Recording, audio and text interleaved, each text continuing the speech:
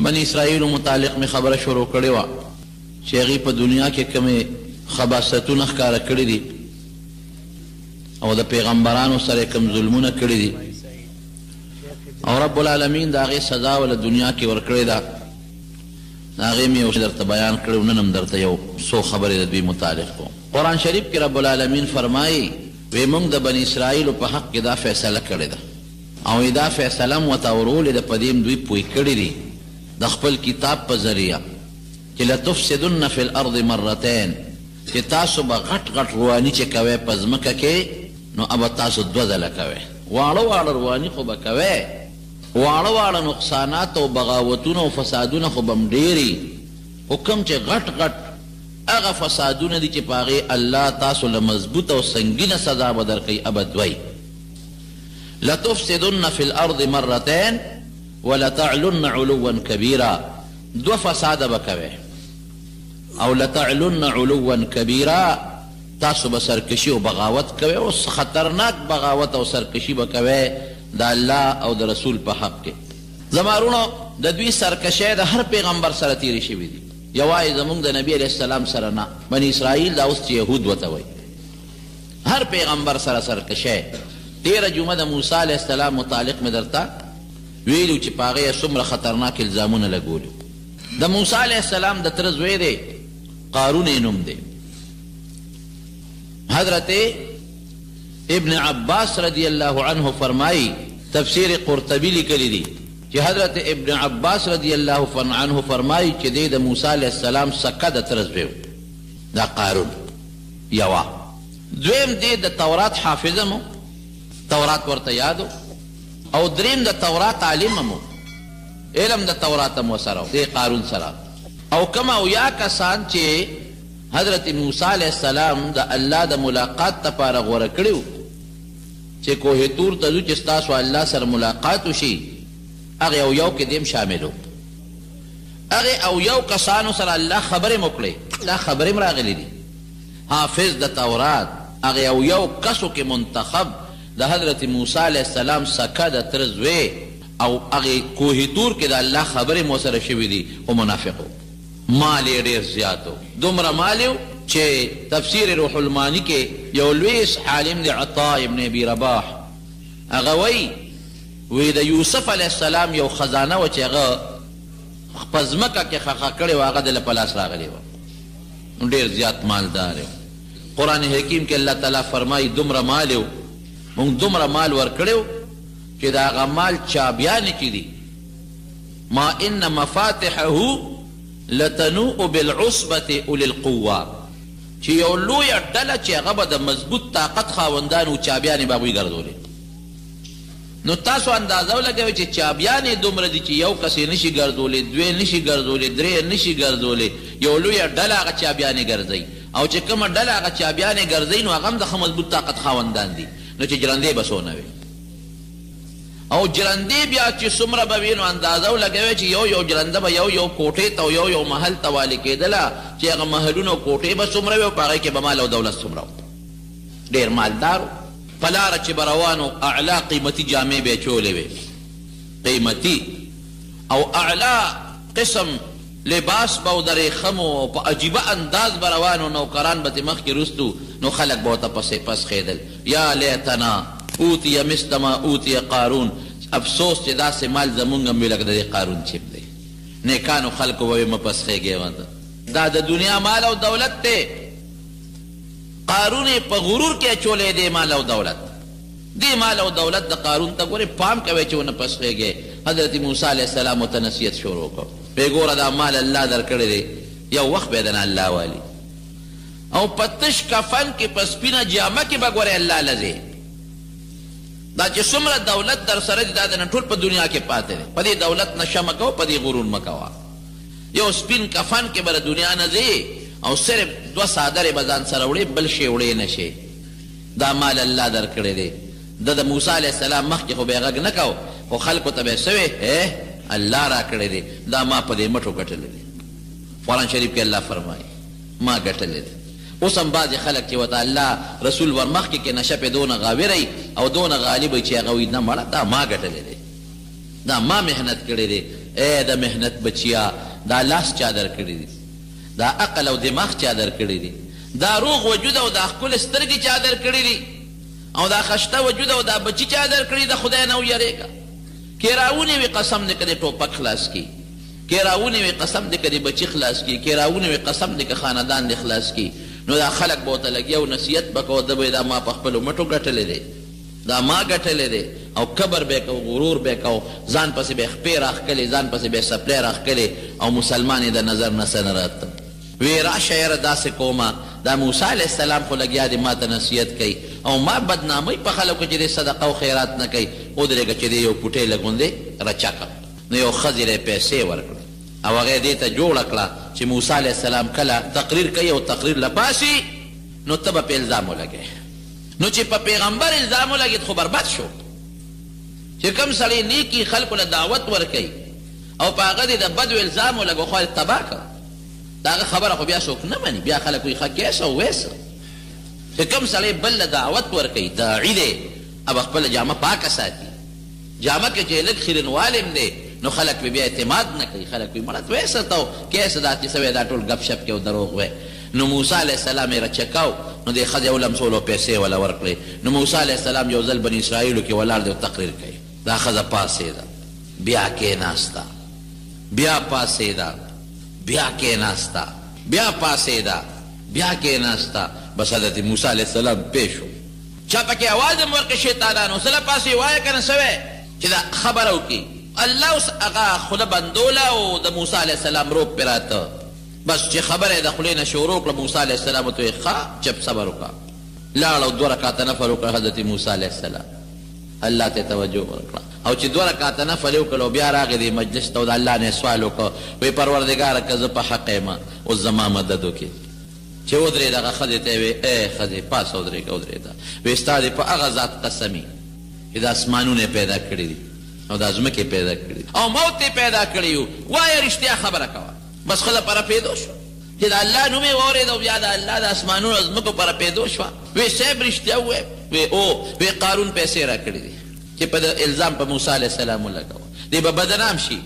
بې عزته به شي او بدنام به شي، الزام پرې ولګوه، هغه راله پیسې را کړي دي. بس حضرت موسی علیه السلام الله ته سوال وکړه، الله ډېر ته تنګ یم، ډېر کبرجن دی او ډېر زیات ظالم دی، او زما دا نیکان مسلمانان ټول رټي او ما پسې دا ستا الله ولیدل، خدای راوي نیسي. نو الله داسې راونیوه چې سره د کور او سره د خاندان او سره د هغه خپلو ملګرو یې ځمکه وشلولو پکې ور دننه کړه. چغې جوړې کړې ما بچ کا ما بچ کا، ای موسی ما معاف کا. الله موسی علیه السلام مکې ته وی راکاږه، نور یې راخ کړه، بیا چغې وی راکاږه، نور یې راخ کړه، بیا چغې وی راکاږه نورم. نو په دا ځمکه کې ورغیب شو. نو نبی علیه السلام مبارک په یو حدیث کې راځي، هغې خو نوم نه دی اخیستی او غالبا هم دې ته مراد دی چې دقسې یو کبرجن سړی ځمکې راښکلی دی او په دې پونده تاویږي او ورو ورو لاندې ځي، دا د ده دپاره سزا شوه. یو روایت کې مې لیدلی یو خبر کې چې رب العالمین حضرت موسی علیه السلام ته وفرمایل چې ډېرې چغې درته ووالې، نو تاړو رحم پې ونه کړ. وی الله په مې الزام لګولی، که دا تا زما مدد نه وې کړې خو زما جامه خو پلیته شوې وه، بیا به مې څه کول. وی څونه فریادونه یې درته وکړل، وی بس فریادونه یې وکړل خو زه یې ډېر خفه کړم او ډېر یې غوسه کړم. وی قارون ډېر سپیرو چې تا ته یې چغې والې، که ما ته یې دغه وخت کې یو چغه م والې وه نو ممکن ده چې ما پې خپل رحم کړی دی. دا د دې ظالم او نور منافقان ورسره ملګري وو، خاندان ورسره ملګري وو. دا د بني اسرائیلو بل ظلم. ځمکې راښ که څه شو، دولت یې څه شو، قوم یې څه شو. قرآن شریف کې الله فرمایي نه قوم بچ که، نه دولت بچ که، نه مال بچ که. مال او دولت او قوم هر څه سر وخوړه ولاړل برباد شو. دا یو سرکشي. بیا سرکشي شو، په پیغمبرانو به یې نخرې کول، په پیغمبرانو به یې الزامونه لګول. 2 وخته الله ووایه. بیت المقدس خو اصل کې ابراهیم علیه السلام جوړ کړی و، بیت الله هم جوړ کړی و، بیت المقدس هم. بیت الله چې جوړو نو حضرت اسماعیل علیه السلام ورسره و، او بیت المقدس چې جوړو نو حضرت اسحاق علیه السلام ورسره و. خو د ابراهیم علیه السلام نه پس بیا چې بیت المقدس په کوم ناشنا انداز جوړ کړ نو حضرت سلیمان علیه السلام جوړ کړی. دومره بهترین انداز کې جوړ کړ چې په پیریانو دیوانو لګیا د خدمت کوي، او د ځمکې نه ورله هیرې او جواهرات او ملغلرې راوباسي، د دریابونو نه وله راوباسي، او د سرو زرو نقشونګارې پکې او که د سرو زرو د سپینو زرو او قیمتي هغه ملغلرې او هیرې یې پکې ځای په ځای ولګولې او خشته خشته ټایلونه بهترین. اوس هم بیت المقدس جومات په شپېته جربه کې دا جومات او اوسنی چې کوم جوړ دی اوس خو خیر یهودیانو په قبضه کې اخیستی دی، اوس هم د هغوی په قبضه کې دی. هغوی قبضه کړی ځان یې پکې خپله عبادتخانه جوړه کړې ده او نیمې مسلمانانو ته پرېښې دي، مسلمانان پکې عبادت کوي. خو چې کوم نیمې مسلمانانو ته پرېښې دي نو چې څوک خوښي عبادت ته یې پرېږدي او چې څوک خوښي نه یې پرېږدي، اوس د هغې ظالمانو په قبضه کې ده. اوس یې وایي داسې ټایلونه پکې لګولي دي په بیت المقدس په جومات کې، داسې ټایل لګېدلي دي. دوی لګیا دي کوشش کوي چې روانې کړي، خو لا فلحال یې پیوسته دی برابر شوی چې په هغه ټایلونو کې د سلطان صلاح الدین ایوبي عکس ښکاري. خو چې مخامخ ورته ودرېږې نو تا ته به څه نه ښکاري، خو چې ښي طرف ته شي نو د هغه عکس به درته ښکاري، او چې ګس طرف ته شي نو بیا به د هغه عکس درته ښکاري. او چې کوم محراب دی، محراب وایي د لرګي نه جوړ دی محراب او د یو لرګي نه جوړ دی، پکې ټانکه نشته او نه پکې پیوند شته، داسې محراب دی د بیت المقدس د جومات. او یو وخت کې زمونږ قبله وانه نبی علیه السلام مبارک سره پاسه 14 میاشتې بیت المقدس طرف ته مونځ کړی دی. بیا دا قبله منسوخه شوه او بیت الله طرف ته حکم راغی فولي وجهک شطر المسجد الحرام، چې بس فولوا وجوهکم شطره. نبی علیه السلام ته صحابو ته حکم وشو چې تاسو بیت الله ته مخ راوړه او د مونځ هم ډېر لوی فضیلت دی، ډېر لوی برکت دی پکې. بهر کیف سلیمان علیہ السلام جوړ کو، یو ناشنا جومات یې جوړ کو، بني اسرائیل دا یهودیان به پکې خپل منځ عبادت به پکې کو، نافرمانی یې جوړه یو نافرمانی نه ډېرې زیات دی. د حضرت داود علیہ السلام په زمانه کې دی باندې داود علیہ السلام چې پیغمبر او سلیمان علیہ السلام نه پس د داود علیہ السلام په زمانه کې د سلیمان علیہ السلام نه مخکې نو هغې کې هم دی نافرمانی کړې، پیغمبر موجود دی. یو کلی ایله ورته وایي، د بحر قلزم په غاړه دا کلی آباد و په هغه وخت کې دا ایله، او د مدین او د کوه تور په منځ کې دا کلی د بحر قلزم په غاړه. نو الله تعالی خو ازمایښتونه امتحانات راولي، نو داود علیه السلام په ژبې په دوی دا پابندي ولګوله چې تاسو به د خالي پر ښکار نه کوئ، د دریاب په غاړه اوسېدل نو دوی به دا کبان خوړل، ښکار به نه کوئ. نو به دوی ډېره ښه نو الله په امتحان راوست د خالي پر بیا کبان زیات وو، په نور ورځو به کم او د خالي په ورځ به دونه کبان وو چې په دریاب په اوبو د پاسه به داسې چپې یې والې او منډې به یې والې. قرآن شریف کې الله فرمایي واسألهم عن القرية التي استأتيهم حيطانهم يوم سبتهم شرعا، دا کبان به د خالي په ورځ باندې اوچت په د اوبو د پاسه به داسې ښکارېدل، ویوم لا یثبتون لا داسې به نو بیا د خالي د ورځې نه علاوه.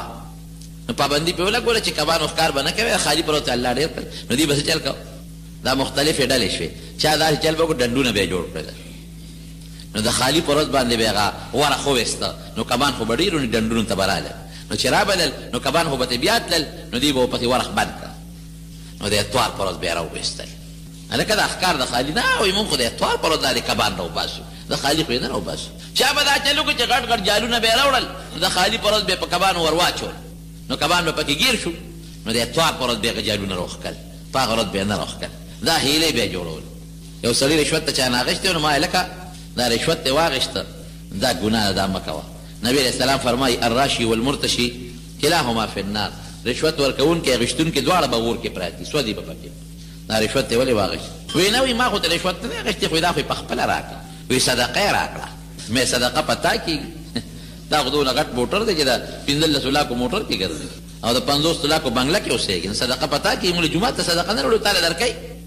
هغه غریب ته پته ده چې که دا صدقه نوم د صدقې دی ولا ورکړه، که دا شی ولا نه ورکړو نو بیا راله کار نه کوي، او په خپله څوک چاله نه ورکوي خو هغه ته پته ده که ولا ور نه کړم نو بیا راله کار نه کوي. نو خلک ولا دا مطلقې هیلې بانې خلک د حرام ولا جوړوي، په هیلو بانو باندې ګورې حرام رونو نه حلالېږي. نو حضرت داود نو قوم یې 4 ډلې شو، یو ډلې به همدغه د خالي پر ښکار کوه، دویمې ډلې منې کول وي مه کوې، درېیمه ډله داسې وه چې هغه چپ چاپ ووایي هغوی مونږ د دوی په قبرونو کې خو نه اوسېږو، نه به دوی به زمونږ قبرونو له ځي، دوی پیشه او کار یې پیشه. 4مه ډله داسې وه چې هغوی یو څو ورځې منې کړه، خو چې منې نه شو نو هغوی یې ملګري شو. نو چې دا کم پکې د داود علیه السلام دا نیکان ملګري وو چې هغوی یې منې کول، نو داود علیه السلام ورته سم شی کوي د خدای عذاب در باندې راځي. نو دوی ورته وایي چې داسې کار چې مونږ دوی سره کړي ولس پیاله وو،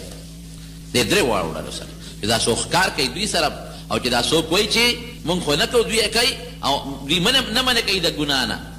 او چې دا کم کسان دوه درې ورځې منع کړل خو من نشو ورسره ملګري شو دا درې واړو سره زموږ بایکاټ دی نو د خپل کلي په منځ کې ورته یو مضبوط دیوال و بس تاسو دغه او زموږ دا هغې ویل دی تاسو قبرونه دان لب تاسو پیښې خپل کار پیښې دا خو موږ د خالي پر کار نه کوو دی توارې راو بس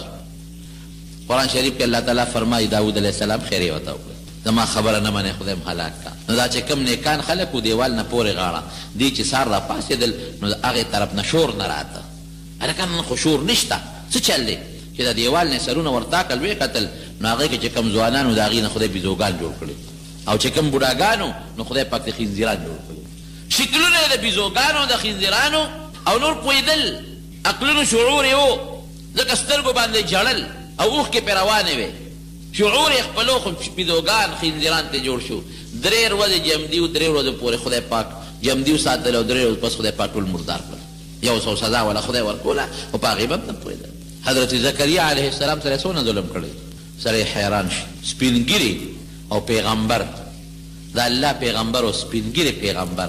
او دوی ته به نصیحت کو نصیحت به کو نو په هغې الزامونه به لګول تاکې دا چل دی او تاکې دا چل قسم قسم الزامونه الګیا دي ورته بار بار نصیحت کوي الزامونه اخر کې خوند یې ونه کړه ټول ورپسې راپاڅېدل او ورپسې تورې یو چړې راواخېستې ودرېږه چې برابر د کو زکریا علیه السلام ته غریب روان شو دی ورپسې فیصله یې دا وکړه د بادشاه په مخ کې فیصله دا وکړه چې دا زکریا علیه السلام پرېږدلو او دی وجنو په دې فیصله وکړه هلته غریب په منډه تښتي یو اونه ورته وچو د حضرت زکریا علیه السلام دا د هغه یو معجزه وه دله کې دا سوچ وکړو چې دا اونه خو ما ته وچو د غالبا چې دا ما له پناه راکوي نو هغه اونې دې میانځ ته دې ډټ ته ورننوت نو چې ورننوت په هغه اونه پې بیا واپس راغله پکې خدای پاک محفوظ کړو په هغه اونه کې دننه شیطان دوی ته وایي وی راشئ په دې اونه کې دننه وی اونې ته سینګ ننوت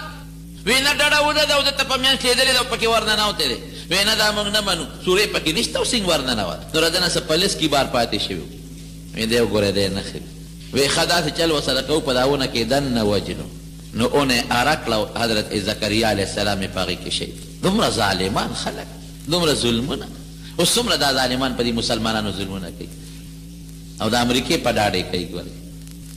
د دې څه خپل طاقت اوس هم نشته دی دا ټول د امریکې په ډاډ کوي وسله او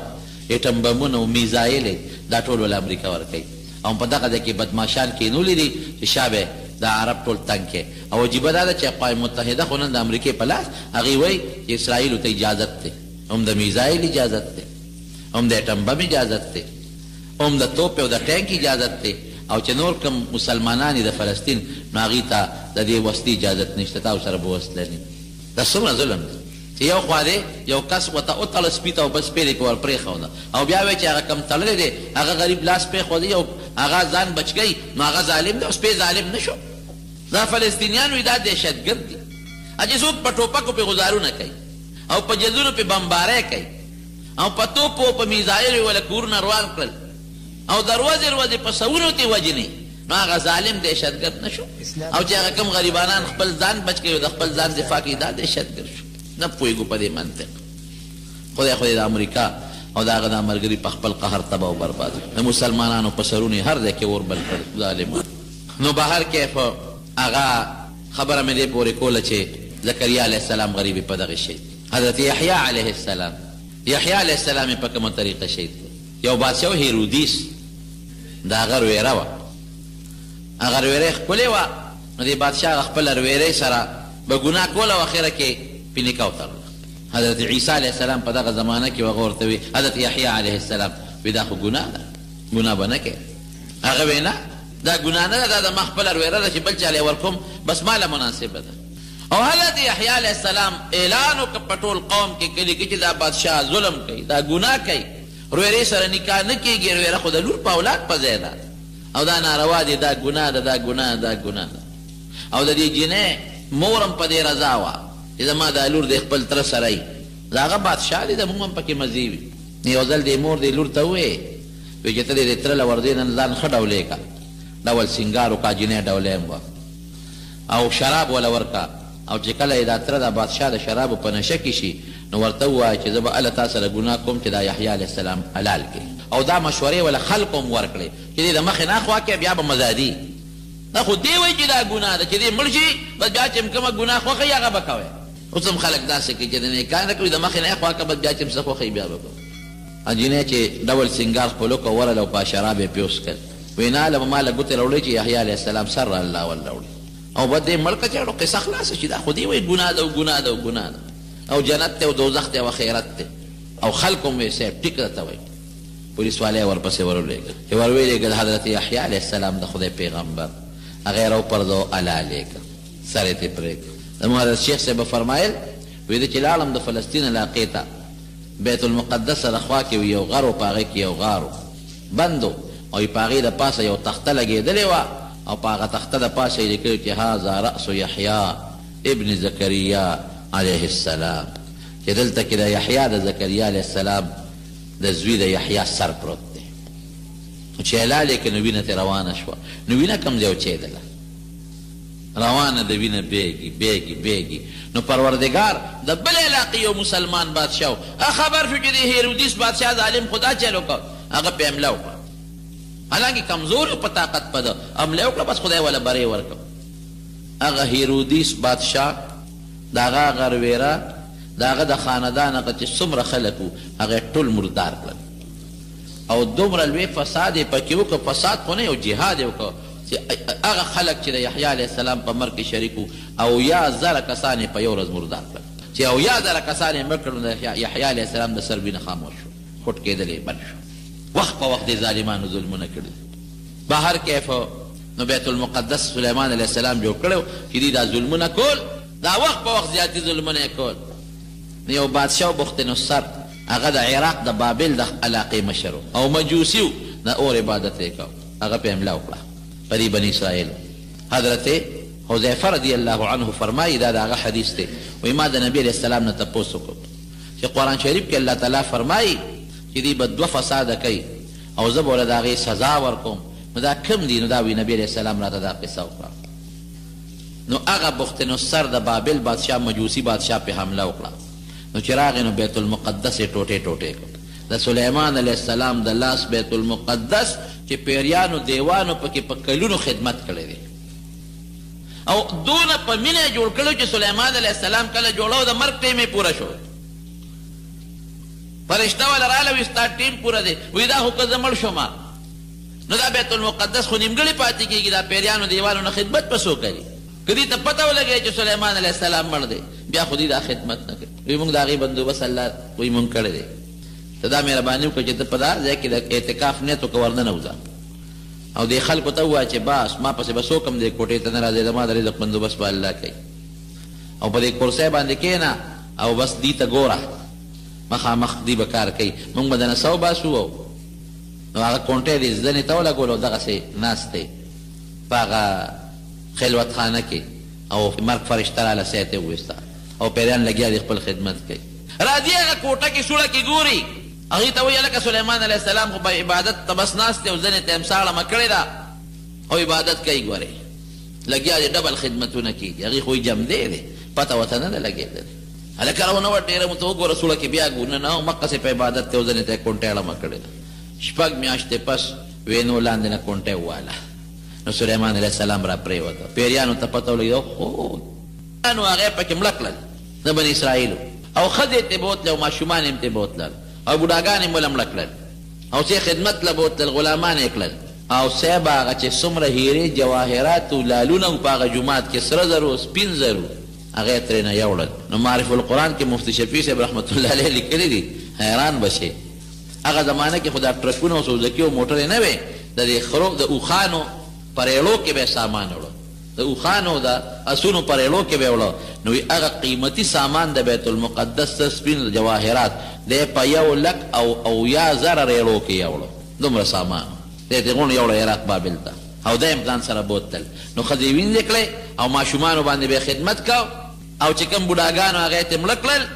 100 کاله هغې بادشاه دا په خدمت کې ځان سره وساتل بخت نصر 700 کاله بادشاهي یې کړې ده 700 کاله. نو بیا به دوی دې ښځو جړل چې خاوندان هم مړه شو او موږ وینځي شو او ماشومان هم دا د غلامان دي او خدای دا به څه کېږي جړل جړل نو الله یې جړا قبوله کړه. نو 100 کاله پس 100 کاله کې خو پیړۍ بدلېږي. بیا د فارس یو بادشاه هغه حمله وکړه په بخت نصر باندې. نو بخت نصر یې ملک او د هغه سلطنت یې دړې وړې کړ. نو دا بني اسرائیل یې ذات کړل. وی ځه واپس خپل بیت المقدس ته. او چې څومره مالونه د نه دروړي د بیت المقدس نه هغه واپس په خرګاړو کې او د اوښانو په ګاډو کې بار کې ځان سره یوسئ. نو دوی لاړل. چې لاړل نو د دوی چټله صبرېده د خپلو غلطو نه. بیا به یې هغه غلطۍ کولې او هغه ګناهونه به یې کول. نو دغه زمانه کې حضرت عیسی علیه السلام هم راغلی دی. عیسی علیه السلام له خو الله عجیبه طاقت ورکړو. لا ماشوم او پټینې چې خبرې کړې وي. قرآن شریف کې الله تعالی فرمایي د مور نه الله پیدا که بغیر د پلار نه. نو لا ماشوم دی چې خبرې کوي. او قرآن شریف کې رب العالمین فرمایي چې په برګي به لاس کې خود برګي مرض نه جوړېږي. لا علاج مرض د علاج شته خو داسې په اسانه نه جوړېږي. لاس به پکې خود ابه خدای جوړ کړو. او چې کوم سړی به په سترګو ړوندو د په لاس کې خود اب هم خدای پاک جوړ کړو. تر دې حده پورې چې مړي ته به وي قم باذن الله نو مړي به هم خدای پاک جمع دی کړ. او خلکو ته به الونه وي فنبأتکم بما تدخرون فی بیوتکم چې کور کې بسود هغې ال به وي چې د کور کې دا شی دی او دا شی دی او دا شی دی. تر دې حده پورې د خوشطبعۍ خبره ده. ماشوم به مور ته جړل. مور به ورته وي نشته. عیسی علیه السلام په لار روان و ماشوم ته ویل دلته راشه بچې ولې ژاړې؟ وی مور نه شی غواړم او هغه راته وایي چې نشته ورشه المارۍ کې پلانکي ځای کې پروت دی. ماشوم ورغې شی به یې راواغېست. هلته هم جګړې جوړې وې. وی ماشوم ته الونه وې ځای نه ورته ښیه چې خوراک دلته پروت دی او پیسې دلته پرتې دي. لویه چرچه وه د حضرت عیسی علیه السلام. مشهوره شوه چې دا وګوره بغیر د پلار نه پیدا دی صرف د مور نه. او دا دی داسې دمونه چې یو خلک جوړېږي ړوند هم جوړېږي او برګې هم جوړېږي او مړي هم جمع دی کېږي. د چرچه نو د بعضې خلکو سره حسد او عناد پیدا شو. بادشاه ته خبره ورسول. دې یهودیانو فیصله وکړه بني اسرائیلو چې عیسی علیه السلام وجل پرېږدو یې نه. حضرت عیسی علیه السلام او یوې مور او د عیسی علیه السلام خپل کور هم نو هغه عجیبه ژوند تېر کړی دی. داسې ژوند یې تېر کړی دی چې نه کور شته نه بیبي شته ښځه شته. یوې مور ده او یو دی دی. او نه د دغه ژوند یې تېر کړی دی د دولت او د پیسو نه. بس دا په پیغمبرانو کې داسې پیغمبر و اسم ورسره نو. یو کوزه به یې ګرځول یو به یې مسواک ګرځو او یو به یې ګومنځ ګرځوله او یو به یې پیالې ګرځوله. نو یو ځل چاته وکتل چې هغه په دریاب باندې ناست دی او په لپو لپو اوبه رالې او خولې ته اچوي. نو دې دې اړه کې وایي وایي دې لوټې ته او دې کوزې ته پکې ضرورت نشته. وایي د لوټې دا کار خو په دواړو لاسونو په لپ هم کېږي. نو هغه یې خوا شغال کړه. نو یو ځل یې بل سړي ته وکتل چې هغه مخ ووینده. نو عیسی علیه السلام ورته کتل. نو هغې سړي دا ګوتې راواغېستې او دې ږیره کې ورکولې په دې خپلو ګوتې یې ږیره ګومنځوله. نو ګومنځ یې خوا وغورځوله. وایي دا کار خو په لاس هم کېږي. بس یو مسواک به یو دی او یوې مور ګرځېدل. دا د هغه خپل یعنې په شریعت کې که یو سړی پیسه جمع کوي یا یو سړی ځان له کور جوړوي زمونږ په شریعت کې یا یو سړی ځان له ځمکه جایداد تجارت کې نو منع نه دي. دا جایز دی چې د بل د سوال نه او د بل د محتاجۍ نه پې بچې او د نیکۍ کارونه پکې کوي. نو دې بادشاه او یهودیانو ورته سازش او سکیم جوړ کړو چې عیسی علیه السلام وجنه. هغه ته خو پته و چې زکریا علیه السلام یې زمانه مخکې هېره کړې دی او د یحیی علیه السلام نه سر پرې کړی دی. نو د ده خاص ملګري حواریین به یې ورته وي. هغې سره په یو ځای کې دی ناست و. نو یو سړي پې سیډ یې وکړه. بادشاه ورپسې ګرځېده سره د پولیس والا او د فوجه. نو یو جاسوس پې سیډ یې وکړه وی پلانکي کور کې دی. نو دوی ورته ویې داسې وکړه چې ته مخکې ورننوځه. نو چې ته په کومه کوټه ورننوځې نو موږ ته پته ولګي چې عیسی علیه السلام په دې کوټه کې دی. نو موږ به درپسې درننوځو. وی ډېره ښه ده. نو جاسوس په هغه کوټه ورننوت. نو چې ورننوت نو عیسی علیه السلام ته خپلو ملګرو وی صاحب دا جاسوس دی دا د ګوره راغی او فوج او پولیس ورپسې دی. نو عیسی علیه السلام الله ته درخواست وکړو. نو خدای پاک اسمان ته جمدې جاړو چت کړه. چت وشلېده او عیسی علیه السلام خدای پاک اسمان ته وخېږه. دا زه نه ویم ګورې قرآن شریف وایي. الله تعالی فرمایي وما قتلوه وما صلبوه ولكن شبه لهم. او الله بل دې فرمایي بل رفعه الله الیه. الله بر اسمان ته وخېږه. او چې کوم جاسوس ورننوت هغه باندې خدای د عیسی علیه السلام شکل جوړ کړ. شکل یې بدل شو د عیسی علیه السلام شو. چې دا فوجان او پولیس والا وردن نه شو حق یې کلک راونیوه. وی راځه وی زه خو ستاسو ملګری یم. هغه جاسوس وی نه ته عیسی یې. وی زه نه یم عیسی. چغې والې والې والې نیمه نیمه. هغې وی نه څنګه نه دی شکل ته دی وګوره مخ ته دی وګوره. هغې اوچت کړ دې غریب چغې وی او په سولی یې کړ. سولی دا صلیبي نشان دا د عیسایانو اوس هم نښه ده. داسې یو لرګی به یې ودرو او د لرګي په سر به یو بل لرګي داسې پلن ټک و. نو چې چاله به سزا ورکوله نو په هغه لرګي به اوچت کو دا دواړه لاسونه به وله په لرګي خواره کړل په دې لاسونه به وله میخونه ټکوال او په سینو په خپو به یې موله میخونه ټکوال نو هغه یې په سولی کړ او هغه چغې والې زه نیمه زه عیسی نیم بیا وروسته قرآن شریف کې الله فرمایي ولکن شبه لهم دوی په شک کې پرېوتل اوهو که دا عیسی و نو زمونږ ملګری څه شو او که دا ملګری زمونږ نو عیسی علیه السلام څه شو شکونه پرېوتل هلکه خپې خو یم د عیسی علیه السلام په شان نه دي قد و قامت هم د هغه په شان نه دی صرف مخ یې د هغه په شان دی نو په شکونو کې پرېوتل نو چا مقصې وې یاره بس چې ته مونږ نه الله غیب کړی دی او چا وې نه مړ شو او بیا د خپلو ملګرو د حواریینو هغې پټ کړی دی چېته تختولی دی دا شکونه یې پړه کې ور واچو خو خیر د عیسایانو نظریه خپله دا ده چې عیسی علیه السلام مونږ وجلی دی او دی وی دا د خدای زوی دی مسیح ابن الله ورته وایي بیا خپل پلار جمدې کړی دی او بری عرش ته خی جوړی دی وایي خپل پلار سره په عرش ناست دی العیاذ بالله او زمونږ عقیده دا ده چې نه دی جمدې جال خدای اوچت کړی دی نو نبي علیه السلام فرمایي چې عیسی علیه السلام په اسمان کې دی جمدې دی ښه دا زمونږ عقیده نه او د قیامت نه مخکې به راکوزیږي او حدیث پاک کې راځي وی د دوو فرشتو په اوږو به یې لاس اچولي یو لاس به په یوه فرشته اچولي او بل لاس په بله فرشته اچولي او په دمشق یو مناره ده په هغه مناره باندې به راکوز شي او چې څنګه راکوز شي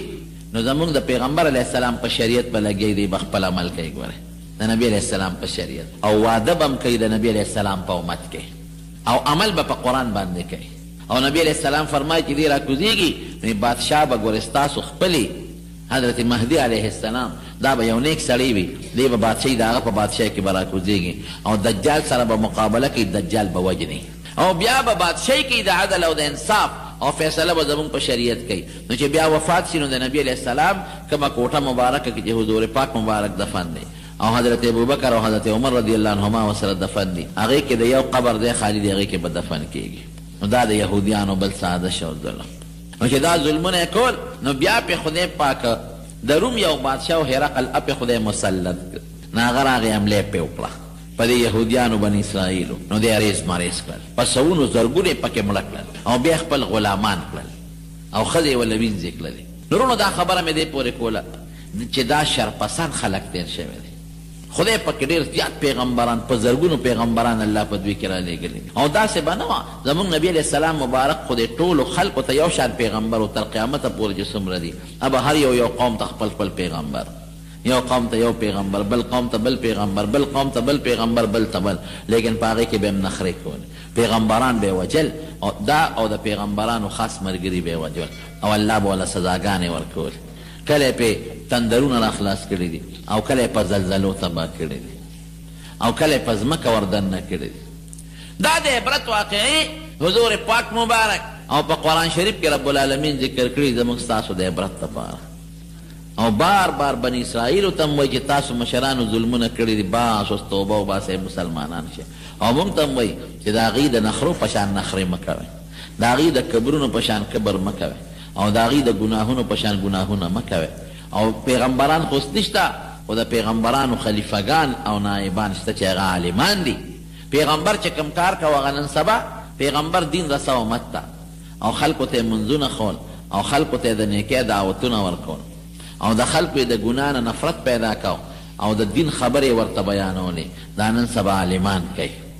نو د عالمانو پسې ټوقې ټقالې ملنډې سپکې دا به نه وی تا ته خپل دین ښایي او که د عقل څنګه الله بني اسرائیلو له په مختلف وختونو کې سزاګانې ورکړي دي دقسې سزا به تاسو له هم درکړي نو خدای دې موږ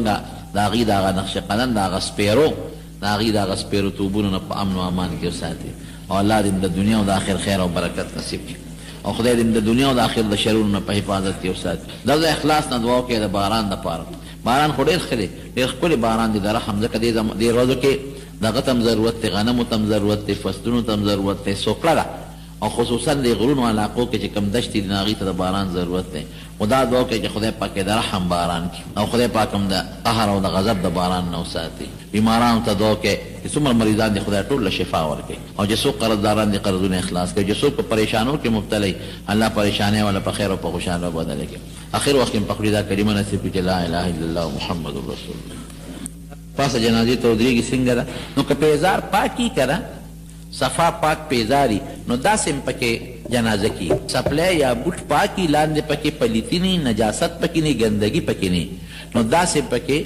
جنازه کېږي. او که د څپلی د پاسه څوک پرېږدي نو هم څه بدیت یې نشته ودرېدی شي پې د پاسه. یو کس کور کې خپل جومات و د خپل کورنۍ خلکو پکې مونځ کو.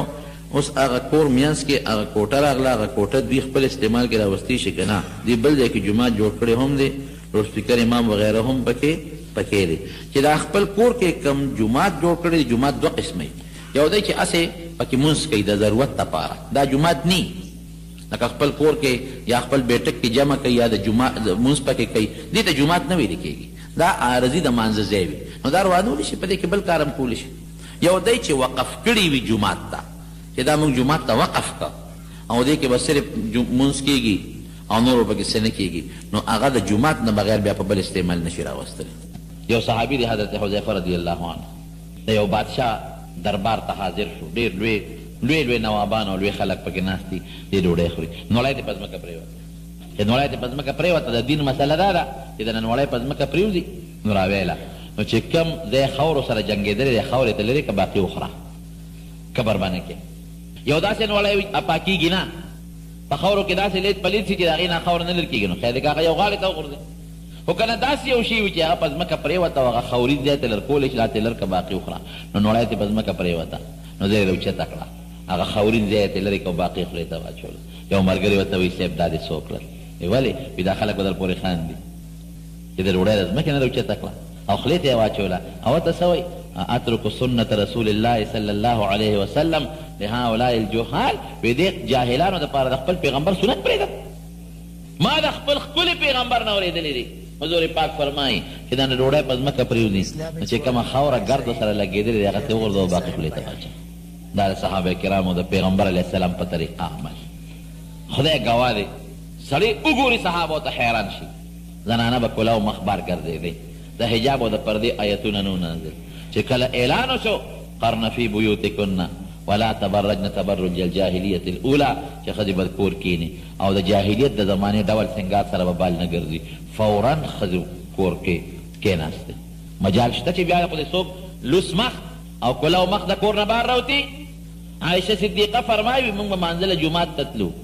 نو د سار مانځله هغه زمانه کې به زنانه تلې او جمع کې به شریکېدلې او شاته به ناسته وې وي د سار مانځله به تلو نو موږ به غټ پړوني په ځان را بار کړي متلفعات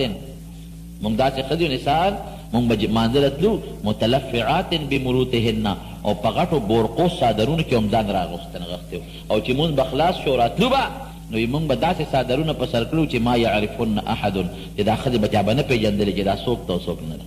سار مانځه نه چې به تلو نو غټ څادر چا پېژندو نه. دا د صحابو بیا عمل. جومات ته یو دروازه و په هغې به زنانه هم راتلې او سړي به هم راتلل. باب النساء اوس هم هغه دروازه شته د هغې په ځای چې کومه دروازه ده اوس هم شته باب النساء ورته وایي. حضور پاک مبارک یو ځل اعلان وکړه داسې حکم یې ونه کړه یاره وایي که دا دروازه صرف ښځو ته پرېښودلې شي نو ښه به نه چې ښځې پرې راځي او سړي پرې نه راځي. فورا صحابه بند شو په دې بیا نه راځي. فورا عبدالله ابن عمر تر مرګه پورې په هغه دروازه را دننه نه شو. دې ته عمل وایي. خو چې د خولې مبارکې نه به خبره وتله صاحب روژه ده بس روژه وایي. د رمضان 10 روژې دي فورا عمل. مونځ دی فورا عمل. په روژه کې چې د شپې نفل کوي فورا عمل. د شپې به راوتل جومات به د خلکو نه ډکو فورا به عمل. د عمل نقشې وې هغې زمارونو. یو ځل نبی کریم صلی الله علیه وسلم مبارک یو صحابي یو څادر په سر کړی نو موږ به داسې لباس سړی نه اغوندي چې هغه د ښځو سره مشابه وي او داسې رنګ به پرې نه پورې کړي چې هغه د ښځو سره مشابه رنګ وي. په هغه څادر داسې رنګ و چې هغه د ښځو د استعمال رنګ و. چا ورته لکه څادر دې څنګه په سر کړی دی؟ وی ولې؟ وی دې نه خو نبي علیه السلام منع کړې ده. وی ښه زر یې هغه څادر راواخېسته اور کې واچو ویې سوځه فورا یې وسوځه. حالانکې سوځول نو په کار ښځې دې عمل به دې ته رسېده. یو ځل حضور پاک مبارک اعلان وکړ وی د سرو زرو کالي ګوتې به سړي نه استعمالوي. سړو دپاره سرو زرو ګوتې چول دا ګناه ده. خو چې دی وفرمایل او نبي علیه السلام اعلان وکړ نو صحابه کرام چې څومره د سرو زرو ګوتې چوړې راویستې ویې غورځولې. نو د پیغمبر علیه السلام مبارک سره د محبت او د مینې تقاضا دا ده چې موږ به د هغه تابعداري کوو د هغه د سنتو عمل به کوو. او چې څوک د پیغمبر علیه السلام قرآن شریف کې الله تعالی فرمایي د قیامت په میدان کې بعضې خلک یوم یعد الظالم علی یده په دې لاسونو به چکونه لګوي یا لیتنی اتخذت مع الرسول سبیلا افسوس که ما د پیغمبر لار نیولې وه که د هغه ملګرتیا مې کړې وه یا لیتنی لم اتخذ فلانا خلیلا یاره که فلانکي سره مې دوستانه نه وې کړې او د هغې په مقابله کې مې د الله د رسول دوستانو سره دوستانه کړې وې څه ښه به وه په دې لاسونو به لګې چکونه به لګې چکونه نو د حضور پاک سره د مینې او د محبت تقاضا دا درو چې موږ به د نبي کریم صلی الله علیه وسلم د سنتو تابعداري کوو ښه د هغې اخلاق خشته ښکلي ښکلي د حضور پاک هغسې اخلاق به ځان له جوړو د مشر قدر دا د هغې اخلاق دی د کشر په سر د رحم لاس د ګاونډي سره ښه سلوک کول پردی مال نه غلا کول او نه پټول دا د هغې اخلاق و ګډون او دوکې د دې نه یې منع کړې ده دوکه به نه کوئ ګډه به نه کوئ زنانو ته به نه ګورئ او ښځو دپاره خصوصي اخلاق چې تاسو په خپل کور کې د خپلو خاوندانو تابعداري کوئ غیبت به نه کوئ او کولو مخ په بار نه ګرځئ دا د حضور پاک خشته اخلاق دي او ماشومانو ته وایي چې د مشرانو احترام به کوئ دا خشته اخلاق د جومات ادب به کوئ د قرآن ادب به کوئ د عالمانو نیکانو خلکو عزت او احترام به ساتئ دې ته ښکلي خوی وایي نو چې زمونږ د حضور پاک سره مینئ د مینې تقاضا به دقه وي چې موږ به خشته ښکلي خوی ساتو د هغې په شان شکل به د حضور پاک زمونږ خوښ یو هغسې شکل به ځان له جوړو کردار به د حضور پاک زمونږ خوښ یي هغسې کردار به موږ ځان له جوړو دا د نبي کریم صلی الله علیه وسلم د مینې تقاضا ده ولکم فی رسول الله اسوة حسنة قرآن شریف کې الله فرمایي چې تاسو دپاره ما نبي علیه السلام یو خشته ښکلې نمونه رالیږلې ده بازار ته یو سړي ټوکړه یوسي وایي دا نمونه ټوکړه راکړه نمونه خلک وړي نو که چېرتې په هغې په بناوټ کې فرق وي رنګ خو داسې دی جي دا ستا دا رنګ خو داسې دی خو دا زما کپړه ښه ده د کراچۍ د کارخانې نه او ستا د پېښور د کدامې نه خوښ داسې ده که نه چې بناوټ کې فرق یې څوک یې نه او که اعلی جوړه څوک درکوي خو یاره په رنګ کې فرق یې بیا هم نه قبلی هغه به قبلی چې رنګ هم ستا د نمونې په شان دي او بناوټ هغه هم ستا د نمونې په شان دي نو حضور پاک زمونږ دپاره الله نمونه رالیږلې نو زمونږ عقیده زمونږ عمل زمونږ کردار زمونږ اخلاق زمونږ شکل زمونږ جامه دا به ټول د نبي کریم صلی الله علیه وسلم په شان دی د اطیعوا الله و اطیعوا الرسول هم دقه مقصد دی نو دا مې دې پورې درته ووایي چې د سیرت میاشت ده او د سیرت په میاشت کې د حضور پاک سیرت خلک بیانوي او هغې سره د مینې محبت بیانات خلک کوي نو ما د مینې د محبت دوه څیزونه درته ذکر کړل یو د حضور پاک مبارک احترام او یو د نبي کریم صلی الله علیه وسلم تابعداري د نبی علیه السلام مبارک په زمانه کې یو منافق او یو یهودي د دواړو یو مسله وه هغې کې اختلاف و یو فیصله و هغې نبی علیه السلام مبارک له راوړه دا یهودي په حق او دا منافق په ناجیزه و نو نبی علیه السلام هغې حق ته وکتله او د هغه یهودي په حق کې فیصله وکړه یهودي په حق دی هغه له فیصله ورکړه او منافق غصه شو ښه تا ده له فیصله ورکړه ما له دې فیصله را نه کړه منافق د خولې مسلمان او پړه کې کافري نو دوی